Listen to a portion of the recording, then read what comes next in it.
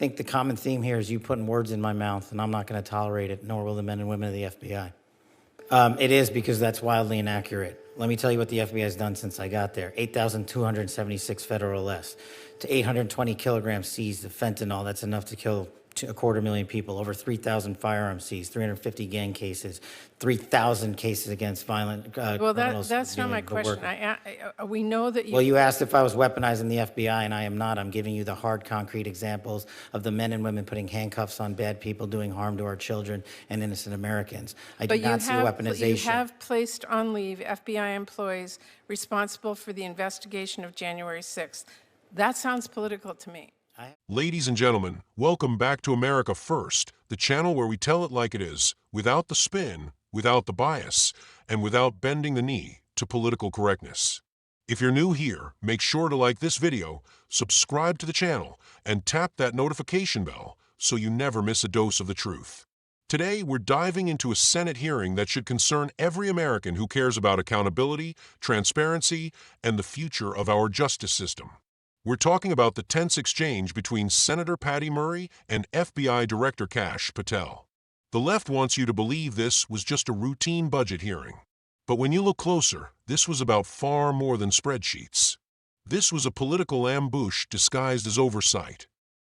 You know, the FBI does really crucial work to keep our nation safe, whether it's stopping criminal organizations or domestic terrorists, protects our nation's secrets, it prevents cyber attacks, keeps our children safe from harm, and a lot more. So this is really sober work with extremely high stakes. And I'm concerned that instead of focusing on the incredibly important mandate to keep Americans safe and to help impartially enforce our laws under your leadership, Director Patel, the FBI has been weaponized to go after Americans who disagree with the president. FBI resources have been diverted away from combating terrorism to focusing on immigration requests. And all of this, the diverted missions, the fewer resources, fewer agents, heightened politicization, is happening now under your watch, and it is, I believe, making Americans less safe. Now, let me just start with the budget. As Ranking Member Van Hollen noted earlier, this hearing is being held without the FBI's fiscal year 2025 spend plan and a full budget request for fiscal year 2026. The spend plan is required by law. It was due to Congress over a week ago. We have not yet seen it. That is really absurd. The FBI is our nation's leading law enforcement agency, a budget of $10.7 billion. It is critical that we understand how you are spending taxpayer dollars.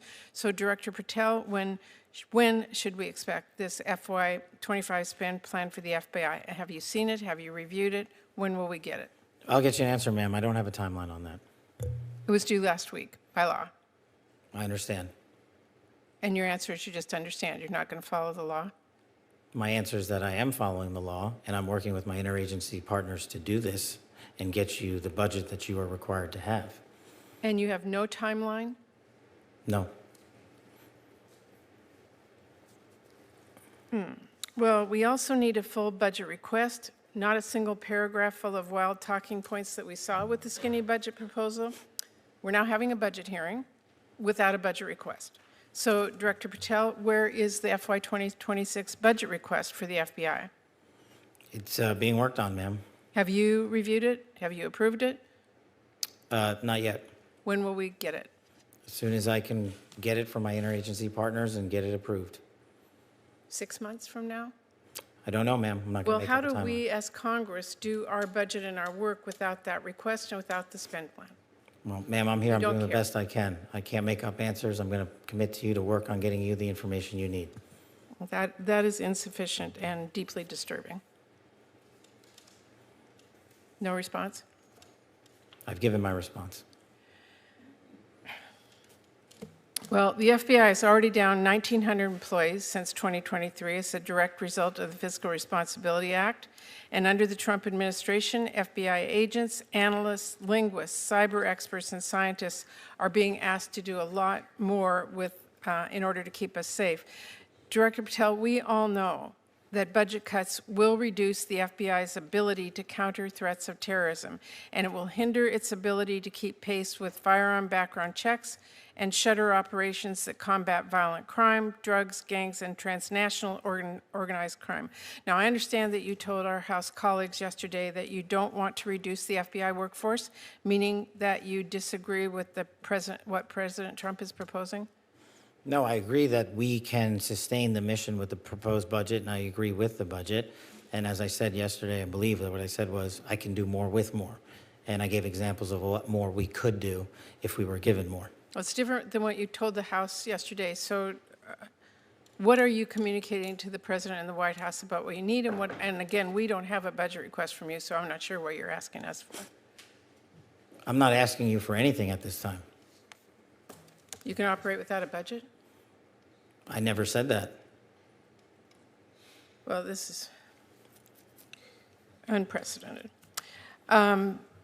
Okay, well, let me just go to another topic since you're not going to answer that. The FBI partners with state, local, and tribal law enforcement organizations. They provide critical intelligence and operational capabilities to combat violent crime and gangs and terrorist threats, fentanyl trafficking, challenges that our local communities really can't face alone. I'm going to give you an example. A few years ago, the Southeast Washington Safe Streets FBI Task Force worked with our Benton County and Franklin County Sheriff's Office, multiple Tri-Cities police departments, and the State Corrections Department to carry out one of the largest ever drug seizures in the region's history. Now we've got an administration already cutting more than $800 million in assistance in 2025 to local law enforcement organizations while proposing a $500 million cut for the FBI. Director Patel, can you explain to this committee how cutting resources for our local law enforcement partner agencies the FBI relies on to help your bureau keep safe, how do you expect the FBI and local law enforcement to do more without those significant resources they need? The FBI will continue to do what it does, which is work with embedded state and local law enforcement officers in our Joint Terrorism Task Force, in our Safe Streets Task Force, in our gang task forces. Those are a priority. Those billets have been maintained. Those billets have not been reduced. And with my reorientation, reprogramming that we've notified Congress to, you will see an augmentation in the field in every single state in this country. Well, again, we need to see the numbers and we need to see that budget from you. Let me ask you about the NICS system. The FBI is really on the front lines of keeping guns out of the hands of very dangerous criminals. The NICS serves a really critical role in enhancing national security and public safety by conducting background checks. You know this.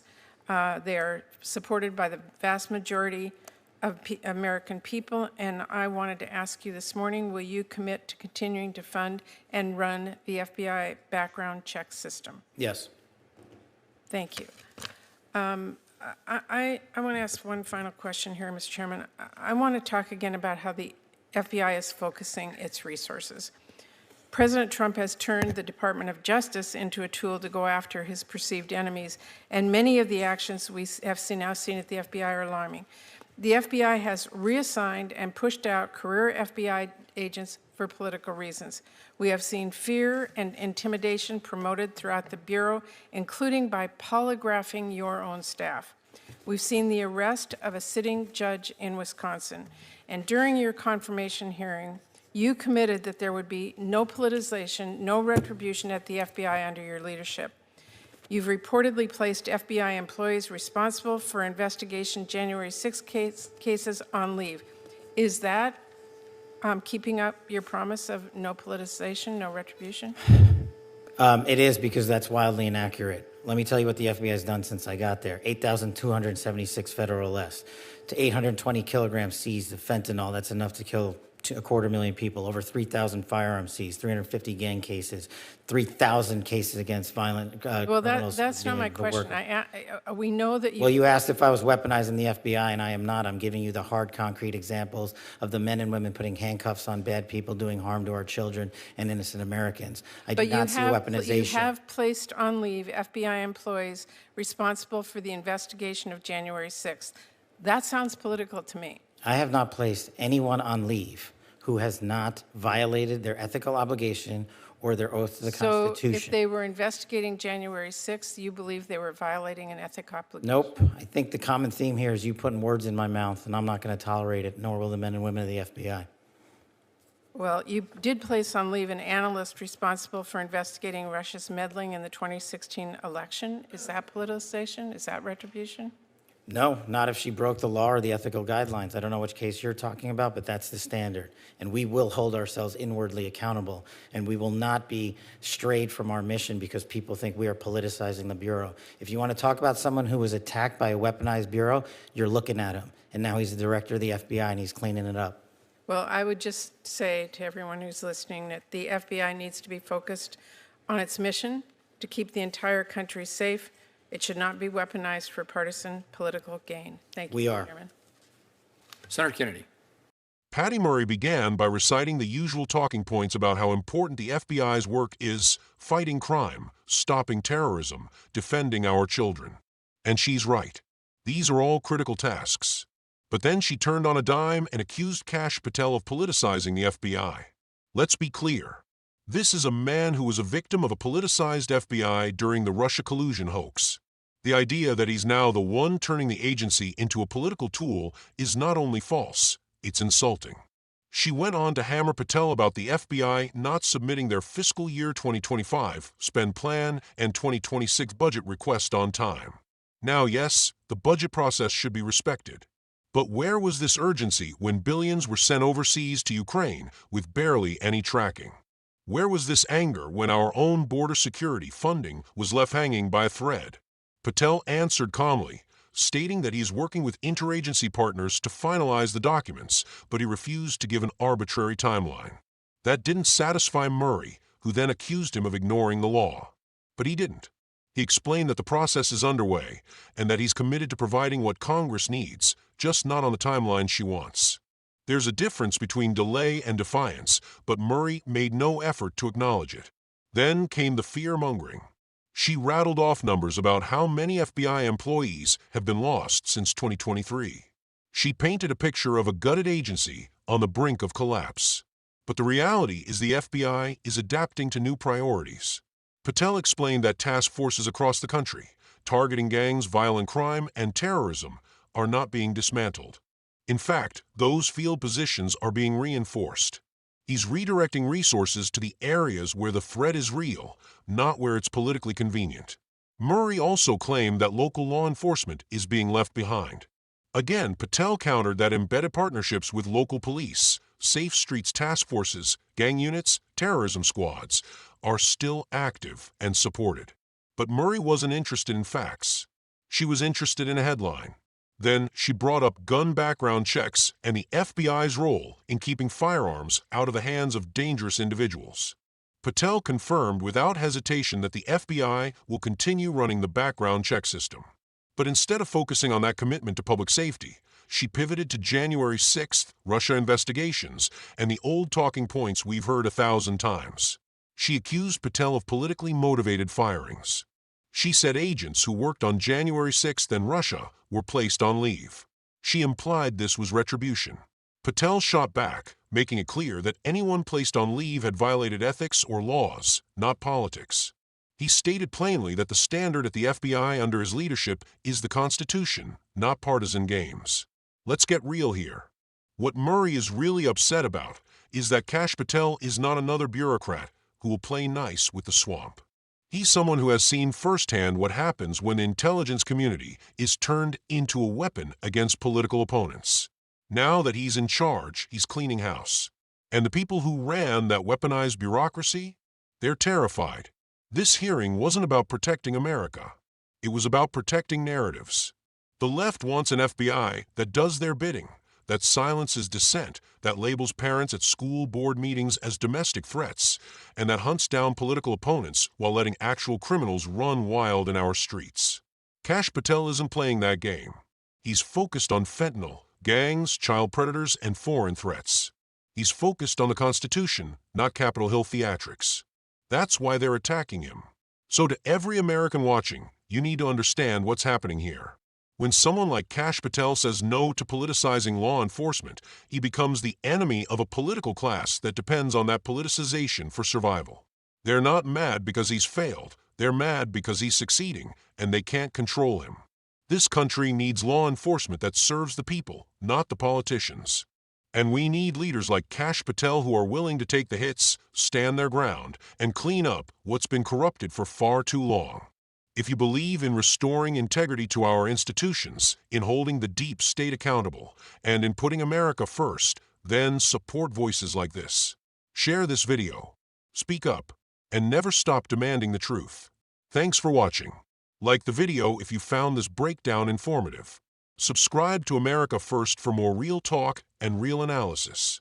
Drop your comments below. We want to hear your thoughts on what Kash Patel said and how we fight back against this politicized agenda. Stay strong, stay informed, and stay patriotic.